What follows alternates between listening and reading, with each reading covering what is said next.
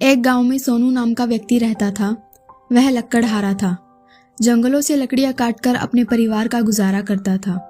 पैसों की तंगी की वजह से उसके और उसकी पत्नी के बीच में अनबन रहती थी और उसकी पत्नी उषा स्वभाव में चिड़चिड़ी थी। अरे, तुम अभी तक सो रहे हो? तुम्हें काम पर जाना है या नहीं? उषा, आज मेरा काम पर जाने का मन नहीं है। बहुत थका हुआ महसूस कर रहा हूँ। अच्छा जी, तुम्हारा काम पर जाने का मन नहीं? ऐसा कौन सा मेहनत वाला काम करते हो जो थक गए हो? सिर्फ जंगल से लकड़ी ही तोड़ कर लाते हो, पहाड़ नहीं। अरे उषा, ऐसा क्यों कहती हो? मैं काम करने जाता तो हूँ, घर की सभी जरूरतें भी पूरी करता हूँ। हाँ, तुम्हारी कमाई से सिर्फ घर का खर्च ही चलता है और मेरी सारी ख्वाहिशें मिट्टी में मिल जाती है। उसका क्या? 2 साल से मैं एक साड़ी तक नहीं खरीद पाई तुम्हारी इस कम कमाई की वजह से। कभी कभी मुझे लगता है तुम्हारे साथ साथ मेरी भी जिंदगी बर्बाद हो गई है। उषा की इतनी जली कटी बातें सुनकर सोनू वहां से चला जाता है और चलते चलते सोचता है, आज मैं जंगल से लकड़ियाँ काट कर लाऊंगा। उसके बाद मैं दूसरा काम देख लूंगा जिससे मैं अच्छा पैसा कमा सकूं। शायद उषा की सभी शिकायतें मुझसे तभी दूर होगी। इतना सोचते सोचते वो जंगल में पहुंच जाता है और वहां उसे एक पेड़ दिखाई देता है और वो कहता है, अरे वाह, ये पेड़ तो बहुत अच्छा है। इसमें से तो बहुत सारी लकड़ियां निकलेंगी। आज की कमाई तो बहुत अच्छी होगी। जैसे ही सोनू पेड़ पे कुल्हाड़ी मारता है, रुक जाओ, मुझे मत काटो। अरे, ये कौन बोल रहा है? मैं हूँ पेड़, मुझे मत काटो। लेकिन मैं तो लकड़हारा हूँ।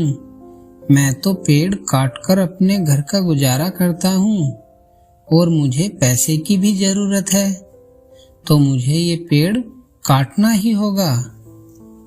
अगर तुम मुझे नहीं काटोगे तो मैं तुम्हें 3 वरदान दूंगा।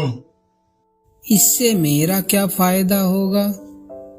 इससे तुम जो मांगोगे वो तुम्हें मिल जाएगा। ये सुनकर सोनू खुश हो जाता है।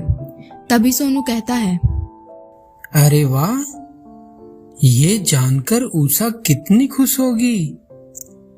अच्छा, ऐसा है तो मैं तुम्हें नहीं काटूंगा। मुझे वो 3 वरदान चाहिए।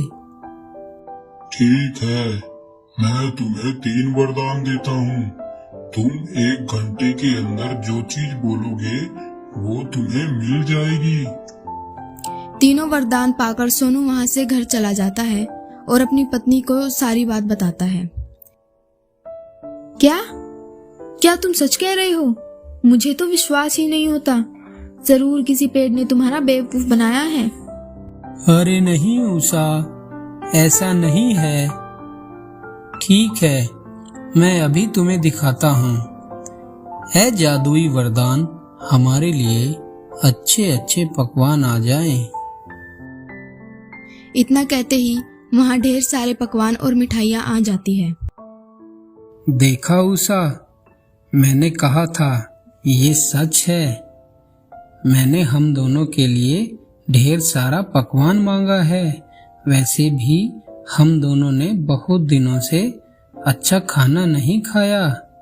आज साथ में बैठकर एक साथ खाना खाएंगे। अरे, मैंने अपनी जिंदगी में तुम्हारे जैसा मूर्ख इंसान नहीं देखा। तुम धन दौलत चांदी जैसी चीजें नहीं मांग सकते थे ना?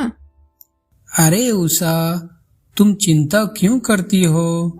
अभी भी हमारे पास 2 वरदान बचे हैं। हाँ, 2 वरदान तो है। बता तो ऐसे रहे हो जैसे तुम्हें दुनिया का सारा खजाना मिल गया हो। उसकी इतनी सारी कड़वी बातें सुनकर सोनू को गुस्सा आ जाता है और वो कहता है, अरे उषा, तुम कितना कड़वा बोलती हो। कभी कभी तो मन करता है तुम गूंगी होती तो कितना अच्छा होता। अच्छा, तुम्हारी इतनी हिम्मत? उषा के इतना बोलते बोलते अचानक उसकी आवाज चली जाती है। ये देखकर सोनू कहता है, हे भगवान, ये क्या हो गया? अब मैं क्या करूं? हे भगवान, मेरी पत्नी की आवाज वापस आ जाए। इतना कहते ही उसकी पत्नी की आवाज वापस आ जाती है और उसके तीनों वरदान चले जाते हैं। मुझे माफ कर दो उषा, मुझसे बहुत बड़ी गलती हो गई। मुझे नहीं पता था ऐसा हो जाएगा। अब उषा को समझ आ चुका था उसका पति उसका कितना ख्याल रखता है और अपने स्वभाव की वजह से उसे अपने आप पर पछतावा होता है। तभी वो कहती है, आप मुझे माफ कर दीजिए, मैं ही गलत थी। ये सब मेरे लालच और मेरे गुस्से की वजह से हुआ है।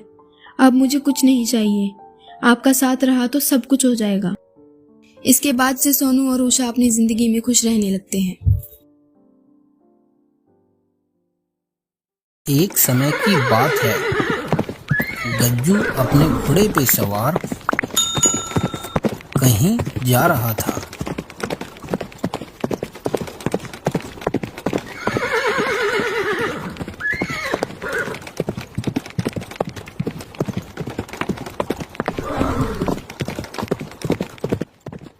तभी उसे किसी महिला के चिल्लाने की आवाज आई।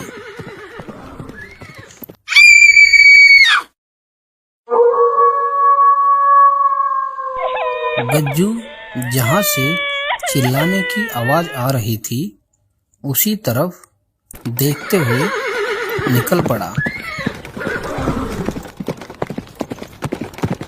वहां देखा तो लड़की के ऊपर एक खतरनाक भेड़िया हमला कर रहा था।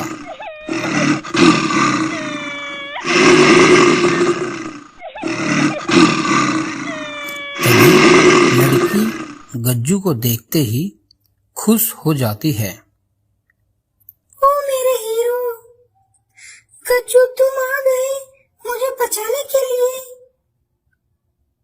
फिकर ना करो राजकुमारी, ये भेड़िया अब तुम्हारा कुछ नहीं बिगाड़ सकता। अब मैं आ गया हूँ। तभी भेड़िया और गज्जू में घमासान युद्ध होता है।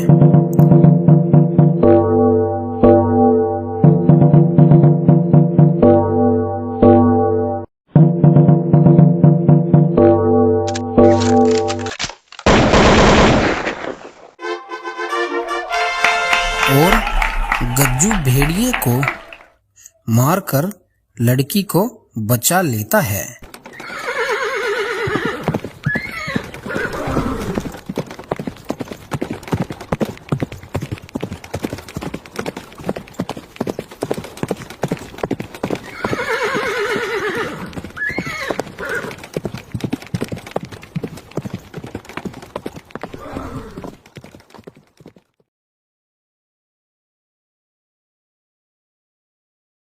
एक गांव में गज्जू रहता था।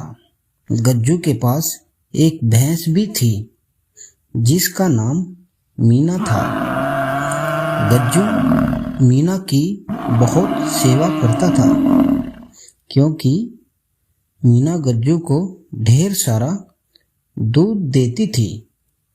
गज्जू दूध को बाजार में बेचकर ढेर सारे रुपये कमा रहा था।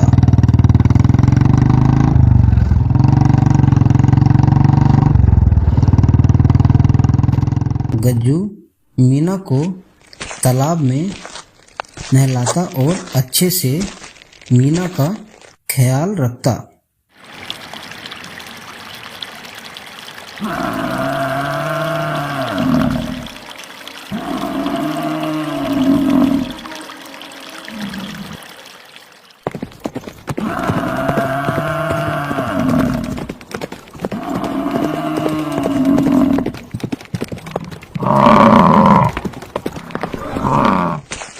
मीना, तुम कितनी प्यारी भैंस हो जो मेरा इतना ख्याल रखती है।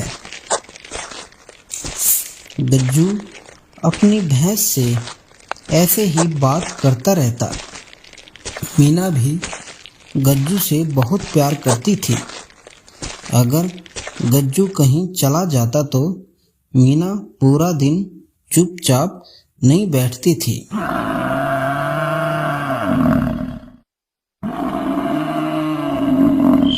एक रात जब गज्जू सो रहा था तो 2 चोर मीना को चुराने के लिए आए।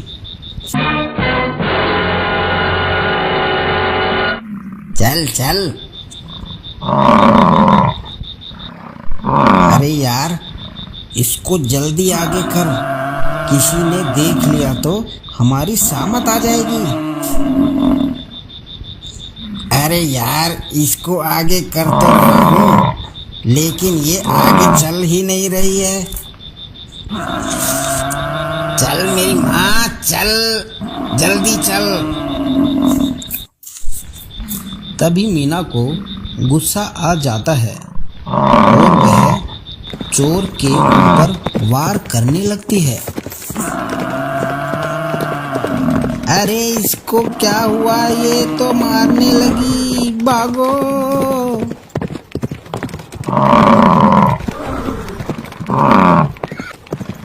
अंधू जल्दी भाग, नहीं तो ये हमें मार डालेगी।